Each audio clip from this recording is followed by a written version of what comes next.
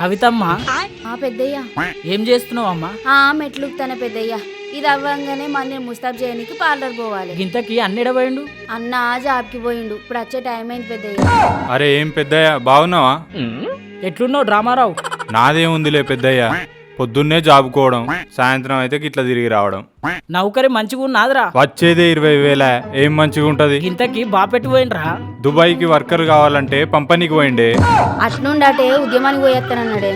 మంచిగా తమ్మి వచ్చిండా సైంటిస్ట్? గిదేనా రావడం బాబు? రెంట్ కట్టినావా బిడ్డ? బాపు ఉద్యమము ఎట్లయితుందన్నా? చాలా మంది ప్రాణ త్యాగాలు చేస్తున్నారు. రేపో మాపో తెలంగాణ వచ్చేటట్టుంది. అవునా? నాగా తెలంగాణ వచ్చేస్తే మన తెలంగాణ ప్రజల జీవితాలు బాగుపడతాయి అన్నా. మంచిగా చెప్పినావు తమ్మి. తెలంగాణ వస్తే మన బిడ్డల జీవితాలు మంచిగా ఉంటాయి. ఓ పెద్ద మనిషి, కళ్ళు కనిపిస్తలేవా? ఓ డ్రామారావు నువ్వా? డ్రామారావు కాదు, ఐటీ మినిస్టర్ డ్రామారావు. ఓర్ని ఈడు ఐటీ మినిస్టర్ అయ్యిండా? ఇంతకి ఆడుకోతున్నావు? ఫామ్ హౌస్ కట్టుకున్నా, ఫామ్ హౌస్ కోతున్నా. ఫామ్ హౌసా? వచ్చేదే 20,000. ఏం మంచిగా ఉంటది? ఓ పెద్ద మనిషి, ఏంది రోడ్డు మీద లొల్లేంది? అమ్మ కవితమ్మ నువ్వా? మంచిగున్నావా అమ్మ? మంచిగానే ఉన్నా. నువ్వేడుకోతున్నావు అమ్మా? బంజారా హిల్స్ లో ప్యాలెస్ కట్టుకున్నా, ఆడికి పోతానా. బంజారా హిల్స్ లో ప్యాలెసా? మెట్లుకుతానే పెద్దయ్య.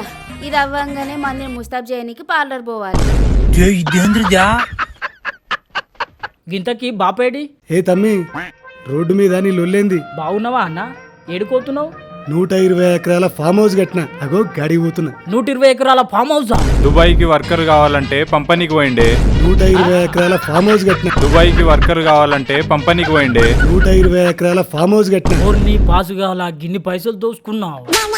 తెలంగాణ వచ్చినాక తెలంగాణ ప్రజలు బాగుపడ్డారో లేదో గాని మీరైతే మంచిగా బాగుపడ్డారు. తెలంగాణ వస్తే మన బిడ్డల జీవితాలు మంచిగా ఉంటాయి.